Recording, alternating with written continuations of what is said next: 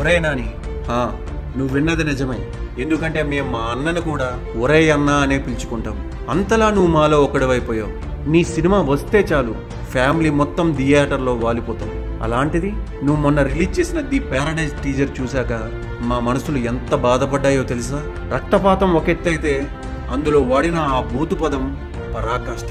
దాన్ని మళ్ళీ నువ్వు చేతి మీద వేసుకున్నావు చూడు, అది చూసి ఇంకా విలవిలలాడిపోయాం.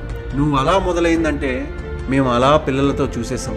నువ్వు అష్టాచెమ్మ అంటే మాకు తెలిసిన ఆటే కదా అని నీతో కలిసి ఆడేశాం. నువ్వు పిల్ల జమీందార్లా వస్తే మా పిల్లాడు జమీందార్ అయ్యాడని మురిసిపోయాం. మిడిల్ క్లాస్ అబ్బాయిలా వస్తే మా ఇంటి అబ్బాయే అనుకున్నాం.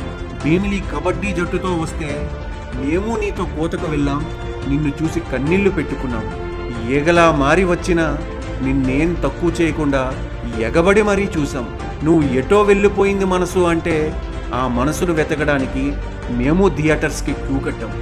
భలే భలే మగాడువోయ్లో నీ మతిమరుపుని చూసి పొట్ట చెక్కలయ్యేలా నవ్వుకున్నాం. మా బాధల్ని మర్చిపోయాం. నేను లోకల్ అంటూ వచ్చినా ఆదరించాం. టక్ జగదీశ్ అన్న చారదీశాం. ఆయన అన్న అని పలకరించినా ఎగబడ్డాం. అంటే సుందరానికి అన్న పరుగులు పెట్టాం. కృష్ణగాడి వీర ప్రేమ గాథను చూసాం. కృష్ణార్జున యుద్ధాన్ని తిలకించాం. ఎవడే సుబ్రహ్మణ్యం అంటూ వస్తే నీతో పాటు హిమాలయాల వరకు వచ్చాం. నీకసలు ఏం తక్కువ చేశాం మేము. నిన్ను కోరి మరీ నీ సినిమాలు చూస్తూ ఉంటే నువ్వేమో వి అంటూ వేరే పందాను మొదలుపెట్టావు. హిట్ 2 కూడా హిట్ అయి ఉండొచ్చు, కానీ మా మనసులు గెలవలేదే. సరిపోదా శనివారం అంటూ వచ్చావు. సరిపోదని ఖండిగా చెప్పాం. అయినా నీకు అర్థం కాలేదు. నువ్వెందుకు దారి తప్పి ఫ్యామిలీలను వదులుకుని మాస్ వైపు వెళ్తున్నావో తెలియదు. పగలొచ్చే సూర్యుడికి డిమాండ్ క్రేజ్ ఎక్కువే ఉండొచ్చు, కానీ రాత్రొచ్చే వెన్నెలను చూసి మురిసిపోయే అభిమానులు చాలామంది ఉన్నారు. అది నువ్వు అర్థం చేసుకుంటావని అనుకుంటున్నాం. మాకు నీ ఇంటెన్షన్ అర్థమైంది, కానీ మేం మా నానిని అలా చూడాలనుకోవడం లేదు. అలా మొదలైన నీ ప్రయాణం అలానే ఉండాలని కోరుకుంటున్నాం. అలాగే అంచెలంచెలుగా ఎదగాలని ఆశిస్తున్నాం.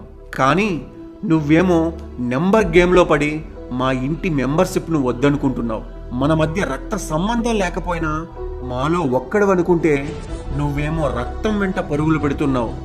వద్దు నాని, వద్దు. దానికి సపరేట్ మనుషులున్నారు.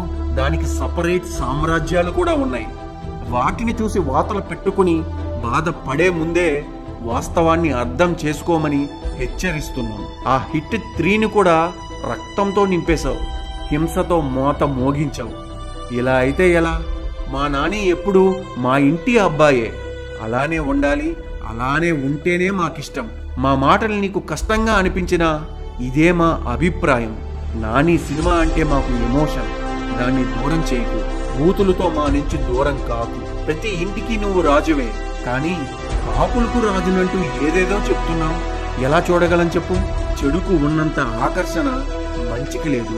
మంచికి ఉన్నంత స్వేచ్ఛ చెడుకు లేదు. ఆకర్షణ మోజులో పడి స్వేచ్ఛకు దూరం కాకుండానే నాని అంటే నవ్విస్తాడు. నాని అంటే ఏడిపిస్తాడు. నాని అంటే ప్రేమిస్తాడు. నాని అంటే ఓదార్చుతాడు. మాకు తెలిసిన నాని ఇంతే. ఇప్పటి వరకు మేం చూసిన నాని కూడా ఇంతే. మేం కొత్త నానిని కోరుకోవట్లేదు. సారీ, కొత్త అనే కన్నా బూతు నానిని కోరుకోవట్లేదు. ప్లీజ్ మా ఆవేదన అర్థం చేసుకో. మంచి సినిమాలు, మంచిని పెంచే సినిమాలతో మళ్ళీ మా ముందుకు వస్తామని ఆశిస్తున్నాం. మా ఇంట్లో పిల్లలను కూడా నాని అని పిలుచుకుంటాం. దానిని దూరం చేసుకోవని ఆకాంక్షిస్తున్నాం. చివరగా ఒక్క మాట, నువ్వు ప్రతి ఇంటికి కొడుకువే. ప్రతి ఒక్కరికి నువ్వు కొడుకువే. సెలవు. ఇట్లు నాని అభిమానులం. కాదు, నాని కుటుంబ సభ్యులం.